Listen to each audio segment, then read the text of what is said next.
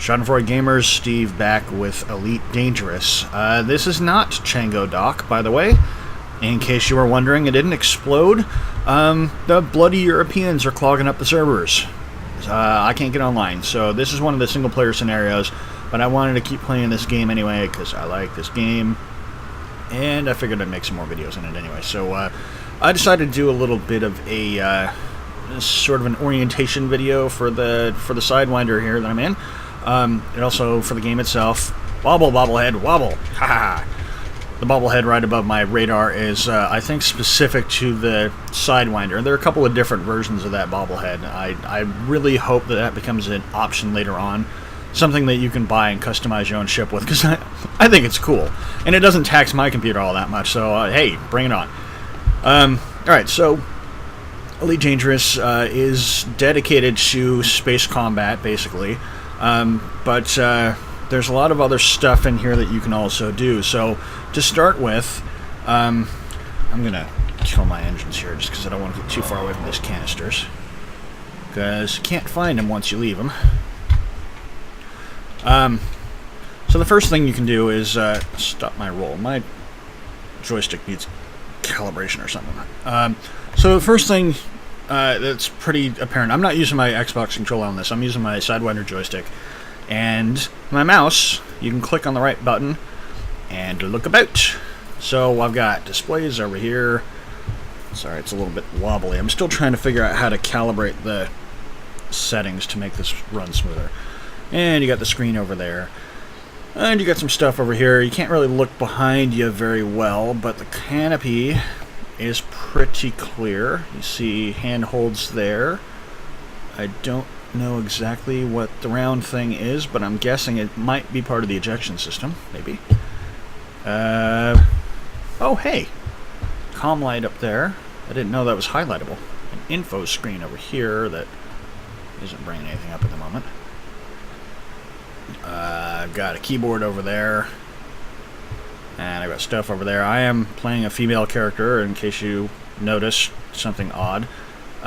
It doesn't really do anything right at the moment anyway, so what the hell. And you can't see much over that direction. There is, I saw in the last video when I was cutting it together, I saw there's a door just behind the seat here, so that'd be where you get in and out of the cockpit, and it does make a lot of sense that it would be sealed. The joystick, does the joystick move? It doesn't move yet. Oh, it moves forward. It doesn't move side to side. Oh, I see. Okay, so the joystick is using standard aircraft controls, which I'm not. I've got my controls set up a little bit different.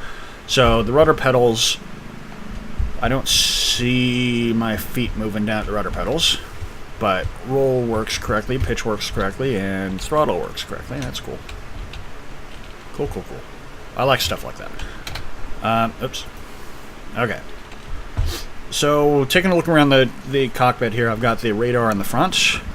The radar is arranged as a dish with sort of holographic elevation to help you decide whether something's above you or below you, so you can see the pips on the screen change as I change my orientation. Just above the, or to the right of the radar panel is your throttle. The blue indicator here is the ship's optimum speed. Since this is a space game, Newtonian physics say that you shouldn't really have a top speed necessarily. I mean, it should be something super ridiculous, because exhaust gases will just continue to provide thrust for a very long time. But because we're dealing with a game, you can't really do that as well. You could actually do it in Independence War, where you can actually hit your thrusters, hit your forward thrusters, and continue to accelerate faster and faster and faster. You had to turn off your navigation computer to do it, because it was always trying to keep you under control, which is what my computer is trying to do here. It's trying to give me as much control as I can.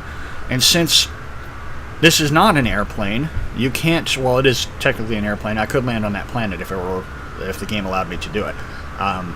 But since we're not talking about an airplane, banking like this isn't actually doing anything aerodynamically, so it doesn't curve my path. What's happening is, what you can't see is that the belly thrusters on this ship are firing to counter my momentum in one direction as I change my pitch.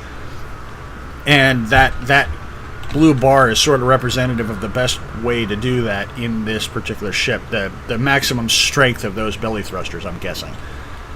Now, why I'm not allowed to pitch at that speed when I'm sitting still, I still haven't figured out. That does not make any sense to me. I should be able to pitch and roll at maximum speed right here, and I can't. For that matter, I should be able to accelerate up and turn off my flight assistance computer. So now, I'm actually not changing the direction I'm traveling. I'm just changing the direction I'm facing, which is completely and totally realistic, except that my responsiveness, my maneuverability, my ability to turn on myself is still being dictated by that throttle and not by... Or it's being dictated by the speed that I'm going and not by the physics themselves. So that's one annoyance. That's something that Independence Ward does better, that I kind of wish they would fix on this. I get it when you're in flight assist mode. I get why your speeds would be altered and why your maneuverability would be altered above a certain speed. But when you turn the flight assistance computer off, you really should be able to get your maximum turn rate in this, and regardless of what speed you're going in whatever direction. So I kind of wish that the flight assistance computer was actually a little bit more Newtonian than it is. I'm willing to live with that because it's still better than X Reunion or X Rebirth. I never really got into their flight models. I don't know why. So then above the throttle you see a little round indicator. That is a compass, space compass, even though it's two-dimensional. It points to whatever your current objective, whatever your current target is. And if you don't have a target selected, then it actually defaults to the planet. So see, as I come around this asteroid, my compass is now centered on thine planets. And if I turn away from it, concurrently, the compass moves to the outside until it becomes hollow to signify that it's behind me.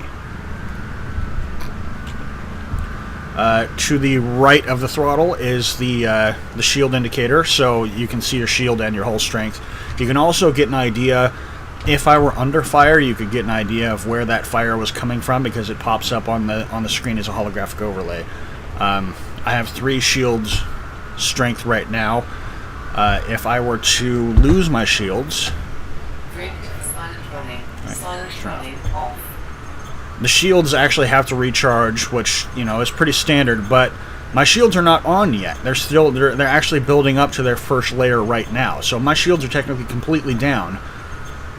And if they go down, they stay down until the capacitor recharges up to 50%. Shields online. So now my shields are at 50% now. They don't come back when they finally do come back, they come back at 50%. So that's something to watch out for. My hull strength is beneath that. That's basically your armor strength. But as you start taking hull damage, you also take damage to your systems too. So that's always something to watch out for. To the right of the shield indicator is my power distribution. And the 3 different systems there are system, engine, and weapon. So system is would be my shield, so I'm going to turn my shields off again. Turn them back on. You notice the bar above each of the words is actually sort of the capacitor for the subsystem capacitor is what that is. So my shields are recharging a whole lot slower than they were before because my capacitor has already been drained. But if I can divert power using the hat switch on my joystick, so I'm going to divert all available power to that capacitor, and it's going to help recharge those shields a lot quicker.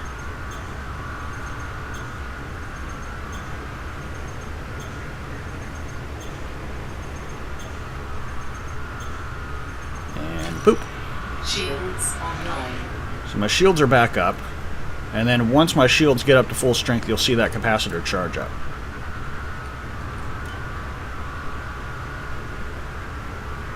Come on, anytime.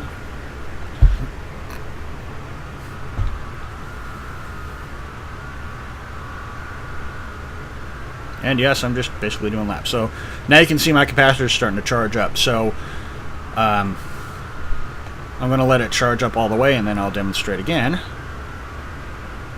And you'll see the difference with the recharge rate when you've got a full capacitor versus the empty one. Okay, and shields are going to go back off. And back on.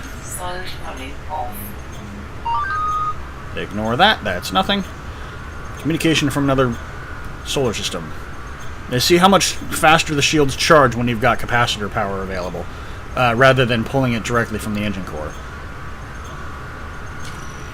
Shields online. I'm not going to bother getting my shields all the way back up. I'm going to redistribute. My balance power is 2 pips and everything. You can do the same thing with the other systems too. You can add, divert power is one of the keystones of Star Trek, right? So diverting power to engines makes me go faster. You see my top speed increase there. I didn't touch the throttle. I was already at maximum. Whereas taking power away from the engines drops my top speed way down. And then the same goes for weapons. Now my weapons are stowed right now, so let's bring them up. So, as they would say in Babylon 5, gun ports are open. These guys are ammunition fed, so they're not going to take nearly as much power from the system as everything else. But the weapon capacitor works the same way as the other capacitors do. So let's stow those again, because I don't want to use them just yet. And like I said, I don't want to get too far away from these canisters, so let's...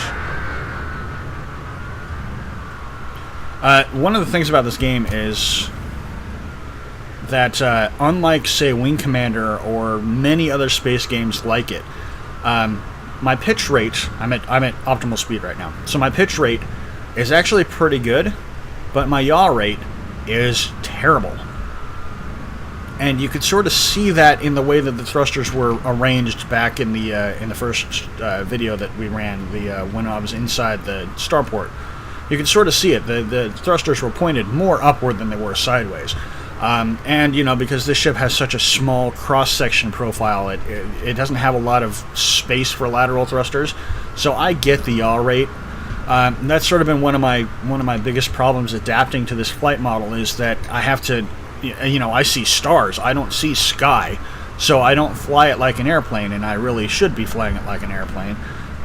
Using roll a lot and using pitch a lot, rather than yawing side to side like I would in Wing Commander, or even Independence, where I used yaw a lot, because the yaw rate was the same as the roll rate and pitch rate were. Where am I? I think I like Independence War's radar a little bit better. So let's get over here, and I'm going to kill my thrusters to hold station with these canisters here. But not because of the canisters, just because there's something interesting and I don't want to lose them. Okay, and I'm going to turn mouse look on to look at this next screen over here. So next to the power distribution, you see sort of an MFD, small little MFD. Above it has a sort of sine wave pattern. That is my current, I'm calling it a thermal profile, thermal signature, your sensor profile, basically. How easy you are for other people to detect. And you can actually change that based on the amount of power you're using at any given time. So I just turn my main engines off completely. They're completely shut down. And you're going to notice over here, to the left of the radar is my heat signature.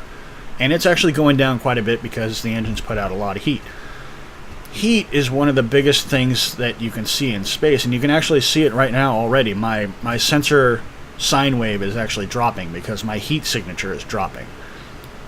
And as my heat signature goes down to, as my thermal buildup drops down to 0, it's not actually heat output, it's heat buildup inside the ship. And there we go. I'm starting to ice up. My canopy is starting to ice up here. I'm at 0% internal heat. Now I'm still generating heat because everything's still on, so it's going to generate waste heat. But my thermal radiators are able to dump more heat than is building up in the ship, so my thermal signature is basically as low as it can get here without turning off some more stuff. Which I can by hitting the delete key on my keyboard. That's what I was doing to shut off my shields. Now my shields are turned off too. But not only does the shield shut off, I'm in silent running mode, so my shields shut off and my radiator vents get closed. Now, if my engines were on, that would be a big problem. So let's demonstrate why that would be a big problem. Here, let's... So now I'm in silent running and my thermal radiators are closed. My shields are off, so I'm not generating nearly as much heat as I was, but my vents are closed, so my heat's going to build up really fast here. And I'm going to use boost. That's the afterburner. Let's put some power to engines here and boost. So there's a temporary afterburner button. That's tab. It only gives you a quick burst of speed. You can't hold it down like you could in, say, Wing Commander for true afterburner. But yeah, so far it seems to be working okay. But now you notice my heat's climbed up above where it usually was. That's because my radiators are closed and it's not dumping as much heat as it should be in an attempt to try and get my thermal signature down lower. And at 82% to 85. So I really need to consider turning my silent running off here pretty soon. I need to reopen those vents before I start overheating. You can go above 100%, but you can't go to, if you go above 100 and I think 150, you start taking damage. So I've just opened my vents back up, and you notice the difference how my heat's dissipating now.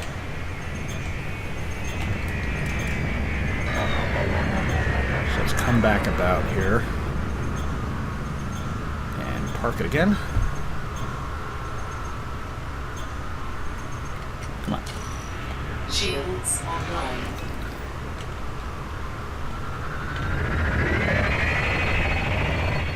And it'll eventually drop back down to 50.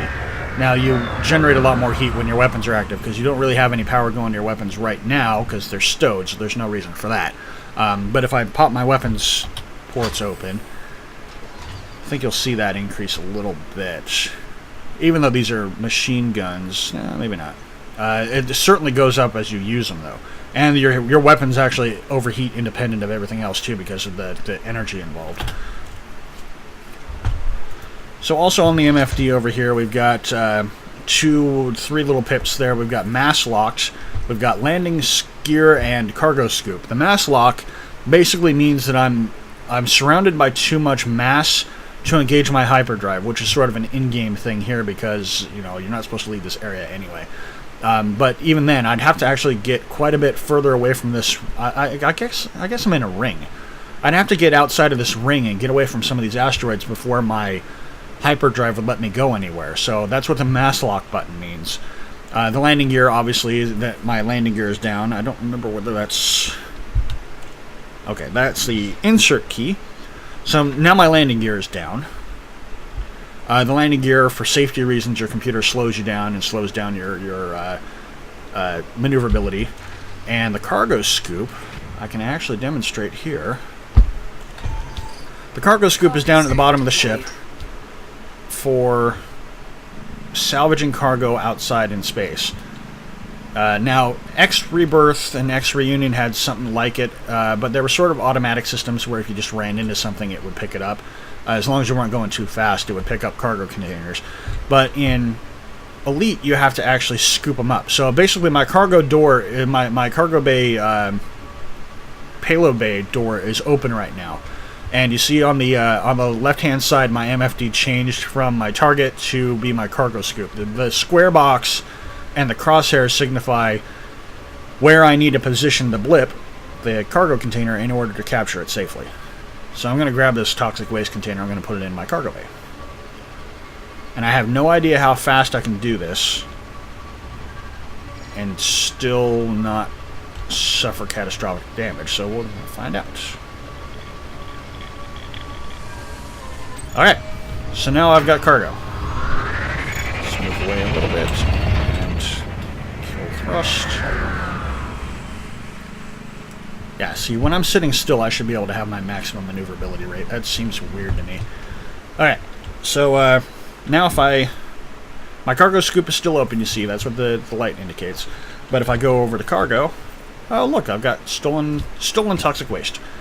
I don't think anyone would really report that missing. Let's dump this. I don't want to keep that. There. Now I have no more toxic waste. Alright, and the game crashed on me as soon as I jettisoned that cargo, so a few bugs here and there. I didn't notice any bugs in the previous version of the game that I was playing, but since the update yesterday, I've had a couple of crashes. No big deal. We're in beta. That's sort of the point. I'm not going to pitch a fit over that.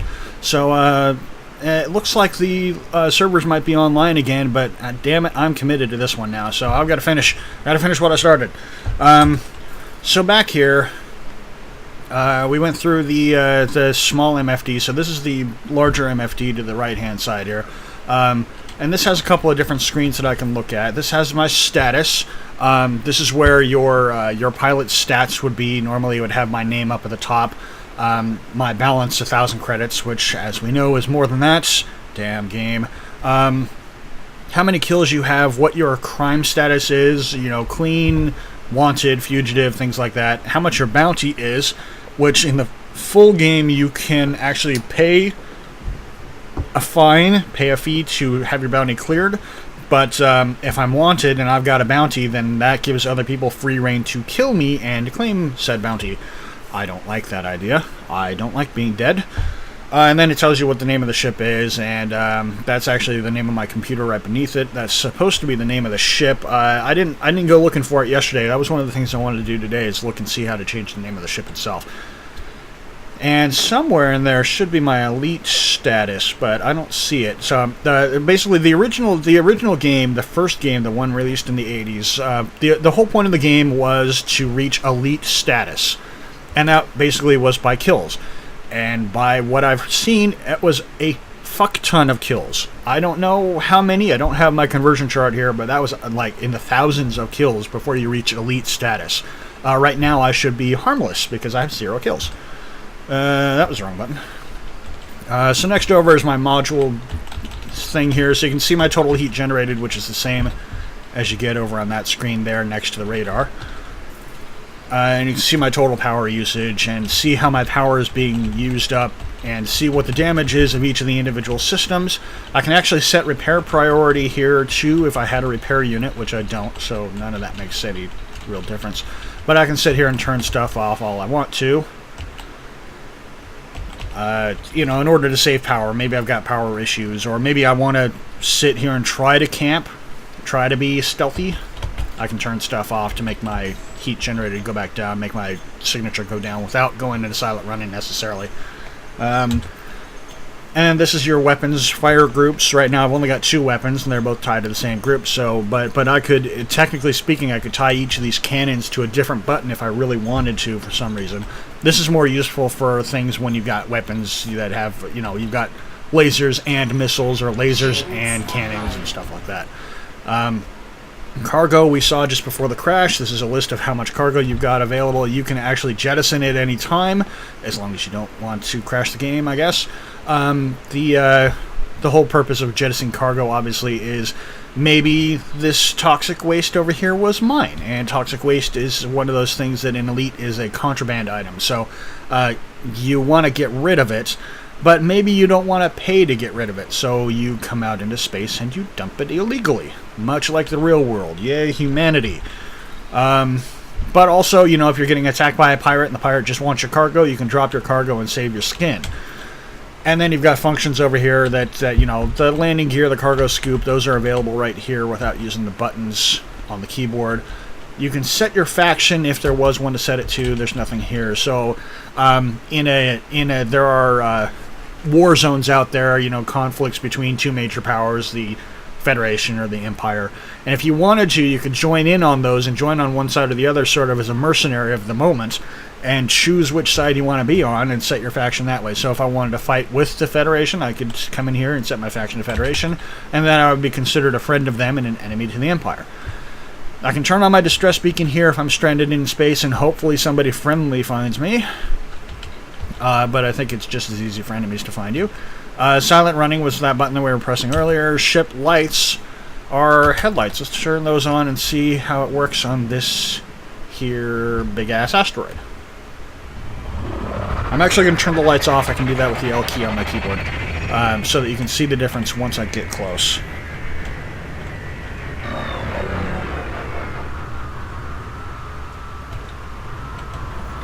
Oh. Perfect. No. No! It was perfect! Damn it! I second-guessed myself, and I shouldn't. I should know by now that I am awesome. Let's just creep a little bit here. Okay. You gotta get really close to this thing for the lights to work. So, lights are off, lights are on. But look at how quick the fall off is.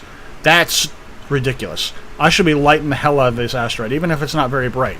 You can see it in the debris that I'm passing through, but yeah, I should be lighting the hell out of this asteroid, and I shouldn't have to get like 2 or 3 meters away from it. So that's something they should consider changing at some point. And then what else do we have over here? We've got the flight assist computer was what I was toying with in the earlier part with the turning on and off Newtonian physics. Rotation correction is for station docking. All of the stations in Elite Dangerous rotate, and you can have the computer automatically compensate for that, or you can turn it off and try your luck yourself, which I'm going to have to try one of these days, just to see how difficult it'd be to land. I've done that in... I've tried landing or grabbing onto a rotating surface in Space Engineers, and it's damn difficult. Turret control mode doesn't really help in a ship this small, but this would allow you to designate whether your turrets are all facing forward to fire with your trigger, or if they're sort of autonomously protecting you. Report crimes against me. That's all law enforcement stuff. Gunsight mode sounds interesting, but I haven't had a point where I'm gonna actually use it yet. We'll have to toy with that in the full game later on.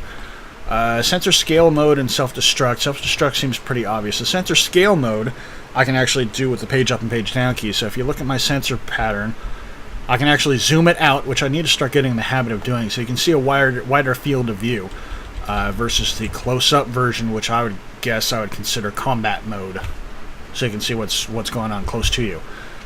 Now going to the left, we saw the targeting indicator on the left MFD there. Let's get a target selected. Target selected. Let's target select. There we go. So you can see information of your target, including shield strength. If it had shields, these ones don't. But it would basically show just the same thing as my personal status on the right-hand side. It would show you on the left the status of whatever target you've got, including its hull strength and where it's being hit, if it's being hit. Further left, you see the ID of the target, the toxic waste container. There's no info on the screen over here, so I'm guessing that's just events like you've been mass locked, you've got a, bounty, things like that. The communication screen, since there's no communicating with that, doesn't work, but maybe I can talk to the navigational beacon. I didn't know that you could actually drop that window down by looking at it. Nope, can't do anything with that. Okay. And then beneath that, it shows what your current location is and your jurisdiction for law enforcement. Since Elite Dangerous is not a homogenous place, there's lots of different jurisdictions, sort of like Skyrim, the Elder Scrolls series. You could go from one town to another and commit crimes in one town, and then go to another town, and they wouldn't actually care about the crimes you committed in the first place. So the same idea holds here. And in my pull-up menu here, I don't think the galaxy map... the galaxy map doesn't work in this particular mode. But this would be all the contacts, all the points of interest in your local system and things like that. Missions, if you had a mission. Contacts, which is anything in your sensor range. From here, I can lock on to them. If there was more options, I could pull up more options, like the space station docking I pulled up here. Sub-targets, there's nothing, no subsystems on any of these, but if it was a starship, then I could target its drives or target its shields. And if it had any cargo, I could take a peek and see what it was. So that pretty much covers the instrumentation. And I think that might actually cover the ship itself, actually. I don't know what else to say. Oh, I do know what else to say. Let's talk about lateral thrusters. Strafing, in other words. A popular tactic amongst first-person shooters that really didn't catch on in space combat for a while. I guess maybe it could have been in the original Elite games, but since I never played them, I couldn't really say. Strafing controls, obviously, make you harder to hit while still keeping your weapons trained on whatever it is you're targeting. So I can actually, in addition to my flight computer automatically trigger my lateral thrusters to help keep me going where I want to go. I can also trigger my lateral thrusters myself. I'm side-slipping to the right-hand side now. You can see it now. My flight assist is still on, but I'm firing my port side thrusters to make myself side-slip to the right. And you can also do the same thing up and down. So let's head over to this one, and we'll see what firing the dorsal or firing the ventral thrusters will do here. Let's get closer. Bobble, bobble, bobble. And firing my belly thrusters brings me up. So this gives me a little bit of authority to be able to fire in a direction that I'm not necessarily traveling, which is what makes Newtonian physics so fun. Man, those up and down thrusters are in a weird place on my keyboard, though. I still haven't quite gotten used to them, because I've got WAS and D controlling my lateral thrusters, but my WAS and D, W and S are actually controlling my throttle here, not my up and down thrusters like I would normally have them. But since it isn't responding to the throttle that's built into my joystick, I had to make a sacrifice there. So I'm still trying to get used to that. And then there are other keys. The shift key lets you shift focus on your other panels here. Control doesn't seem to do anything. Alt also doesn't seem to do anything. Tab we already know about. Tab is our boost. And okay, yeah, I think that pretty much covers our hard points retracted. That pretty much covers our in-cockpit tutorial, sort of our little orientation here. So I'm gonna turn this off, and then I'm gonna jump back into the main game, I think, and maybe run a mission there. So we'll see you in a bit. Alright, here we are back on Chango Dock where we left last time. I was a little bit worried. We were looking at a spinning loading screen for a while, but it looks like we're good to go. So I just wanted to do a quick hop here and end this video, and then I'll get into more in-depth a little bit later. Let's see what's in the commodities market here. Now, if I remember right, the Aranin system, the one that we started in, really was only importing fish as far as I saw, so I don't see much reason to go back there. There's quite a bit in demand here, though, but what do we have in high supply? We've got a high supply of algae. And I gotta make sure that I choose things that are somewhat cheap, too. Mineral oil, clothing, food cartridges, animal meat. There's a really high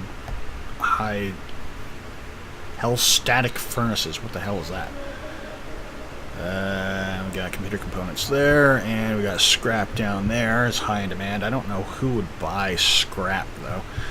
All right, let's pop back out and take a look at our galaxy map and see what the next system has that it would like.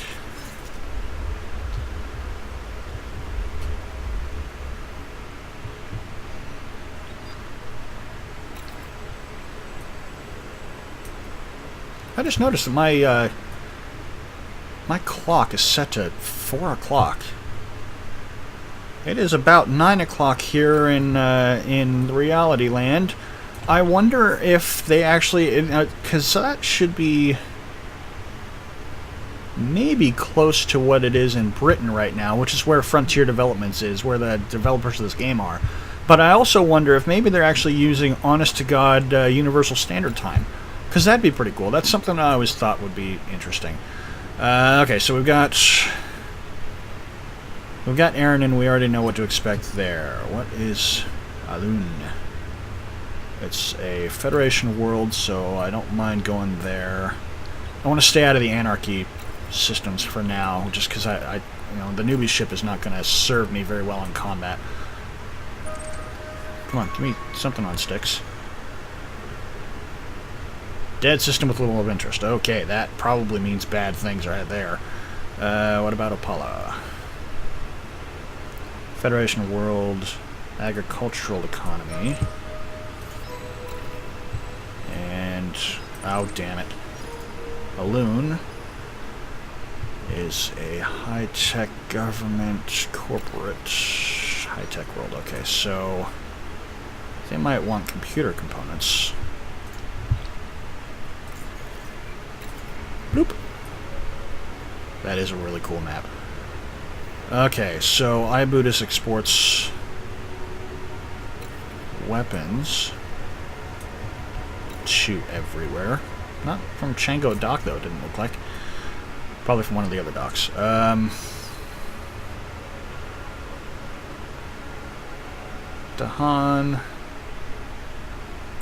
I don't see Aranin importing really much anything, so we're not going to bother going back there. What does Alun bring in? Alun brings in metals and technology. So computer components might work. What does Paula bring in? I can't really see.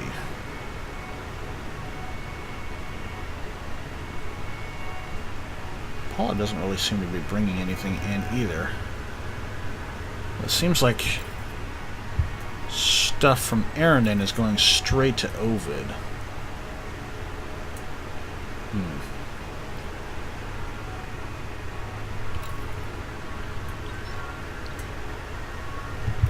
Alright, let's go back this. Wait. Balloon is a high-tech world. And Apollo is an agriculture world.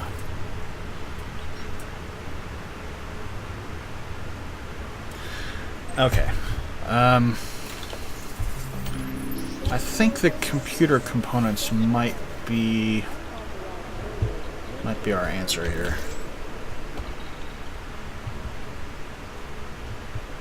Metals, nothing in high supply. Computer components, low supply. It's kind of expensive though. I don't know if I'll have enough money for it. What else?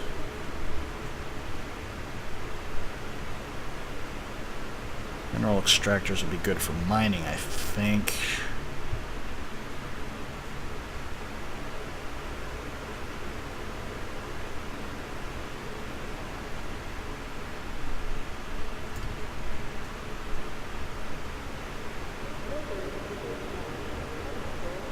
Buy from market. Why is it so much? Oh, I get it. Okay.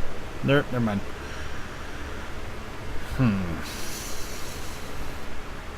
Well, actually, you know what? Aranin was importing fish. So let's take some fish back to Aranin. Alright. Oh, we're pretty much maxed out. Good enough. Okay. Well, let's head back to Aranin. Let's set my destination already here.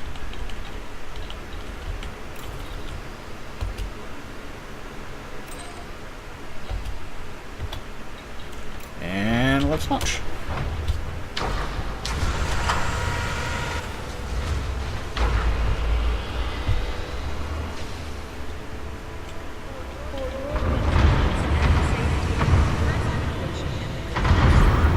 Ship released. Engines engaged.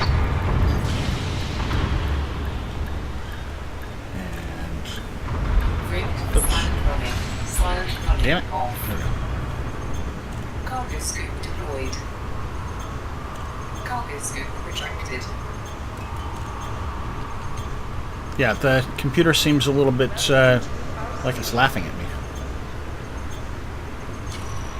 Shields online. Okay. Now we're not gonna... Jesus Christ. That guy just popped into view. Okay, I'm not gonna loiter this time.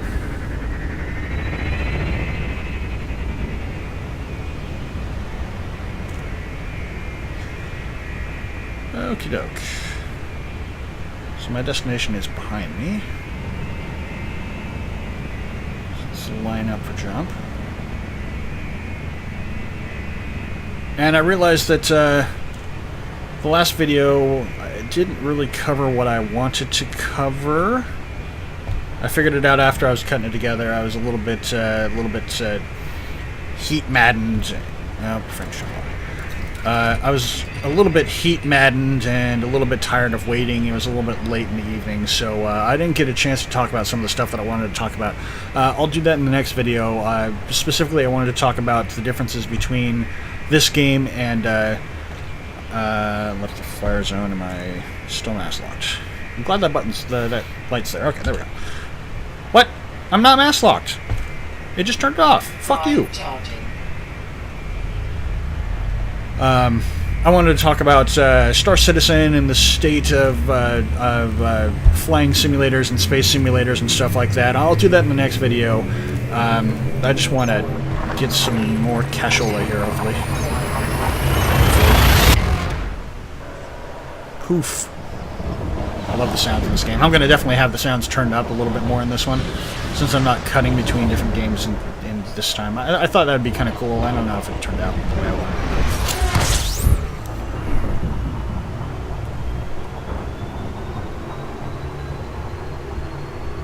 Okay. And let's figure out where we're at. Cascade City. Oh, I also figured out why it was so hard for me to approach Chango Dock the last time. Proximity. What proximity? What is in proximity?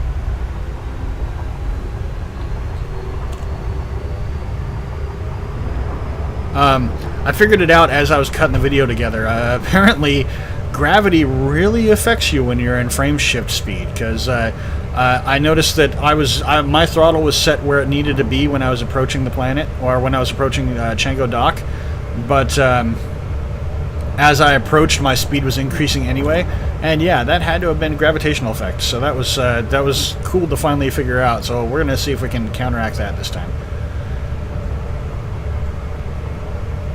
Where the hell is the planet that I want? Here it is.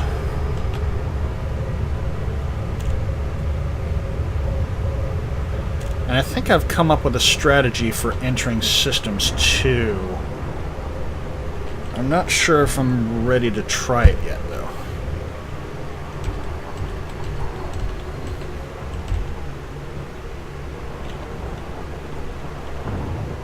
So we'll see if I can actually pop in where I need to go this time.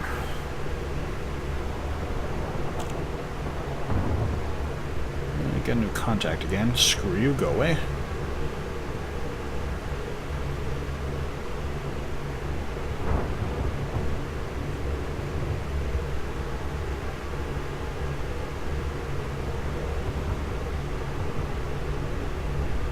Let's see if my speed goes up now because of the planet.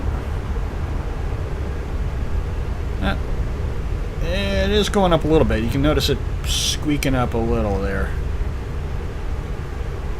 If my understanding of orbital dynamics is right, then that means I should be able to slow it down by doing this. Haha! Yay for Kerbal Space Program. I understand maths.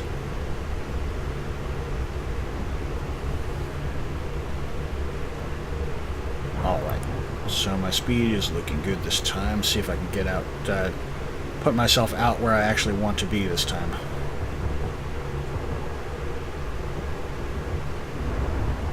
I haven't been interdicted yet either. Isn't that awesome? Probably shouldn't say things like that. I'm an idiot. I know better than that. This is number one.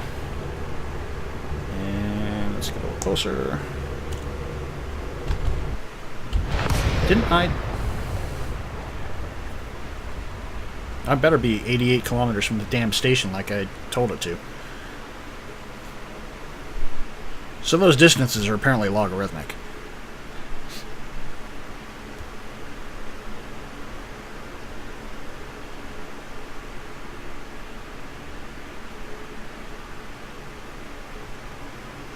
This is the problem. In order to get the multiplayer to work, the load between zones for communicating with other players. It's not perpetual like it is in Eve. So the loading of other players takes place between zones, usually when you pop in and out of hyperspace. I think I'm on the right side this time. Yeah. So sometimes dropping in and out of hyperspace takes a lot longer than it should, just because of the loading problem. I don't think there's really a way around that. Actually, can I use comms for this? Oh, okay.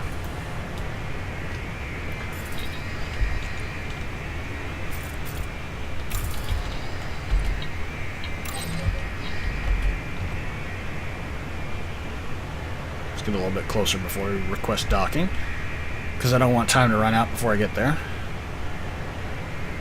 I am admittedly scared to death of the fact that I'm playing in multiplayer at the moment, just because I trust no one. I don't trust anyone to frag me, and since I don't know whether it'll be easy for me to recover this ship or not. Request granted. I don't know if I've heard on the developers forums they've mentioned Pad 21. On the developers forums they've mentioned a couple of different ways of doing this. That I don't know whether newbie ships will be replaced for free or whether you have to pay insurance to get them back. And if you have to pay insurance, I don't know what that price is. Pad 21. And find a gear. So I'm actually really concerned. That's cool. Look at that traffic over there on the curved road. I'm not loitering. Shut up. This is the path that I'm supposed to be on.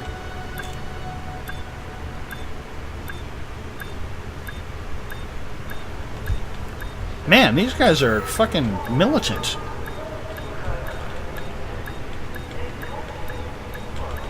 Let's try to get a little bit better centered.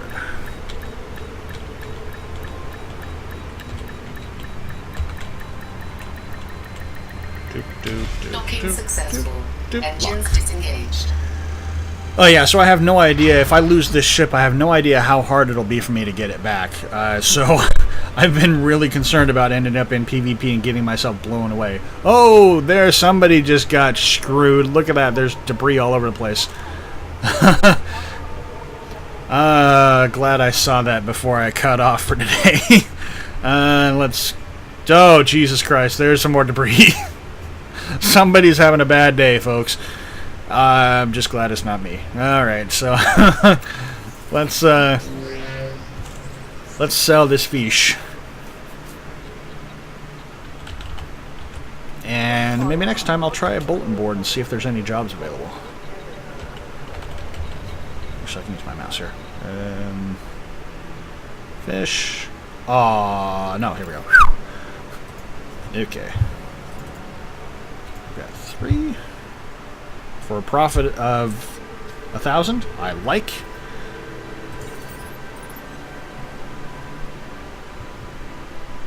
Wooch. 2,600. Oh, and I didn't refuel the last time either, so I've actually taken a trip. Oh no, I didn't. I refueled at the station. Okay, now I remember. All right, so let's refuel.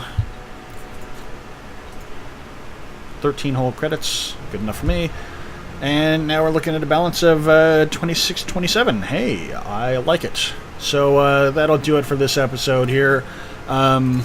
Next time we'll actually do some talking and maybe do a little bit of exploring, because I want to see if there's other stuff in the system that maybe I just haven't seen on my map yet. But until then, this has been Schadenfreude Gamers, Commander Dubroman signing off.